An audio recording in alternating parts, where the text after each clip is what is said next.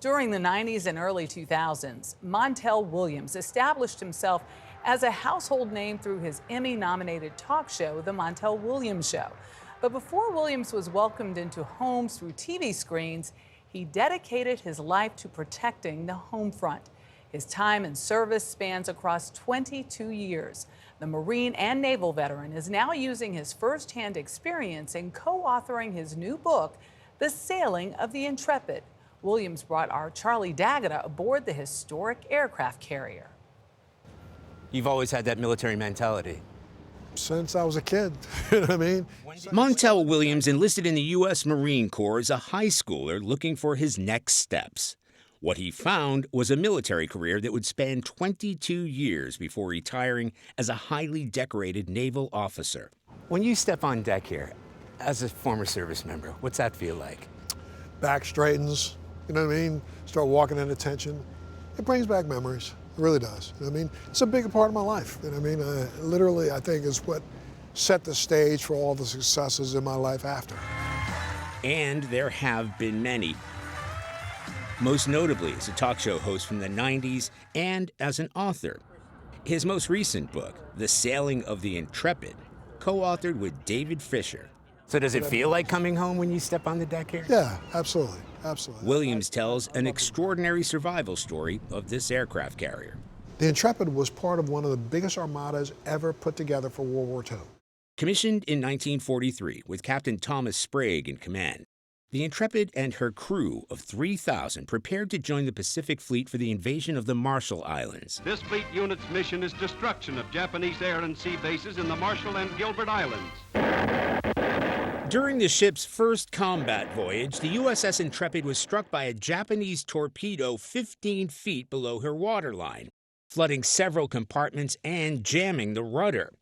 The torpedo hit with enough force that it lifted this ship up out of the water a little bit. Not the entire ship, but the stern of the ship came up out of the water, slammed back down. And when it slammed back down, half the people who were standing or laying in racks ended up on the deck. There were more injuries, broken bones, scrapes, cuts, and those kinds of things, and then water coming in. One of the most advanced carriers of its time was stuck at sea with the closest port nearly 3,000 miles away. After that torpedo strike, they tried slaloming it. But by using the engines. Right. Captain was putting one engine forward, one engine in reverse, another engine forward, you know, just banging back and forth with the engines, and that's exactly what was happening. The ship was just erratically slaloming in kind of a run direction, but every time they had a really heavy wind or a heavy breeze, it would push the ship in the wrong direction. After 2 days circling in the ocean, a crew member suggested rigging a makeshift sail on the second deck to help steer the ship home.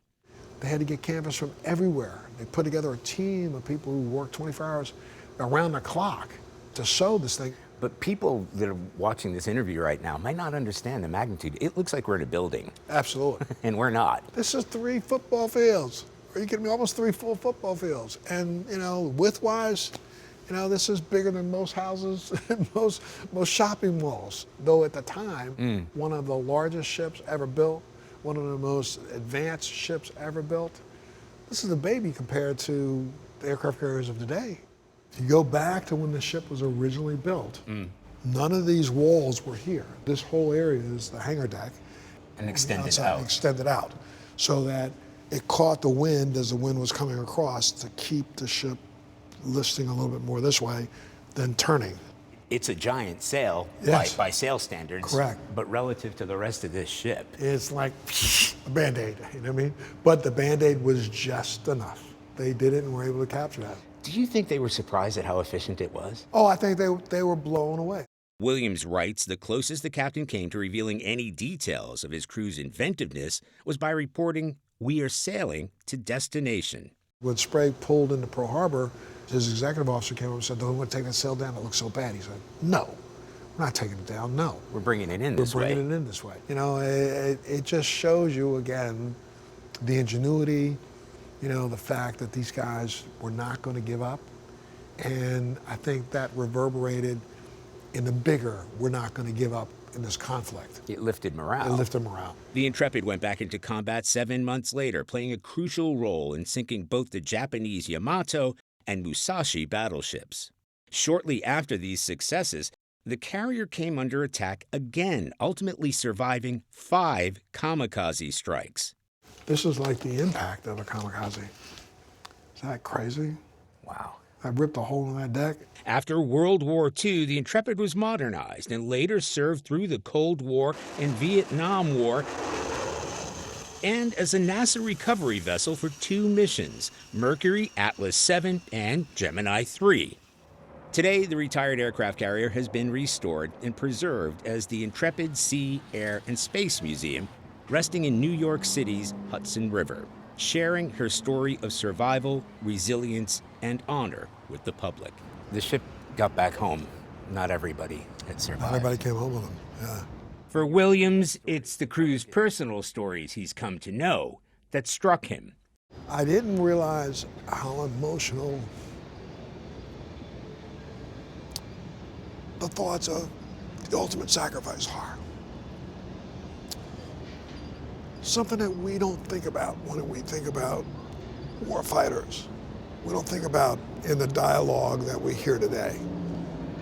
There are people who are committing right this second to give their life for us. Did it surprise you when it struck you so deeply? Yeah, it hits me viscerally.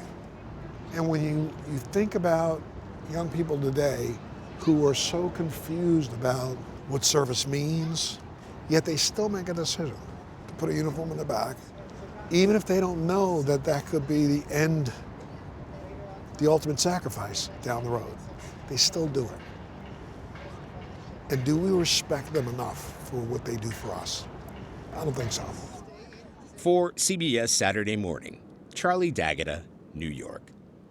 Reflects back to the earlier piece that we had about our veterans, and do we appreciate that these men and women are willing to risk their lives to fight for our freedoms and for democracy? Yeah, the story though, I mean, how often have you passed by? We drive right by it to get to work. But singling out its maiden voyage in that way just gives such appreciation to the overall life of this incredible structure. Yeah. I'm so proud. And it memorializes our vets so well.